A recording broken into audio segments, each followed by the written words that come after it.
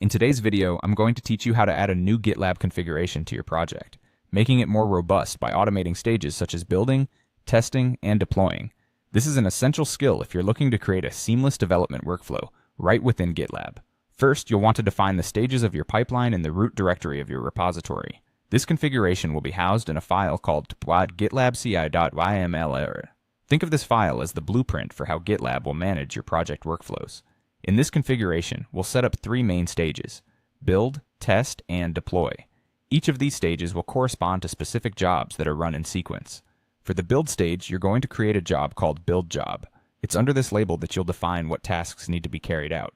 Here, we've kept it simple with a script that prints out building application. In a real-world scenario, you might replace this with commands that compile your code or build your Docker image. Next, we shift focus to the test stage. Again, you'll create a job, naming it test job. This part is crucial because thorough testing can save you from many headaches later on. For demonstration purposes, we're using a script command that simulates this by printing running tests. In practice, your script will likely include commands to run unit tests or quality checks. Finally, the last stage is deploying your application. Similar to the other stages, we've set up a job called deploy job.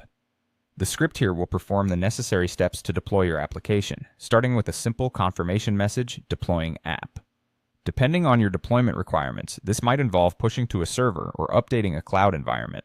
With your GitLab configuration well defined, it's time to commit your changes so that GitLab can start working its automation magic. Open your terminal or command prompt and begin by adding your .gitlabci.yml file using the git add command. This tells Git to track the changes made to this file. Next, commit your changes with a descriptive message using git commit nested. Add GitLab CI configuration. This step effectively saves your new configuration into the history of the repository. Once committed, you'll want to push these changes to your remote repository with git push. This action uploads your commit to the GitLab server, where all the configuration details are then read and processed by GitLab.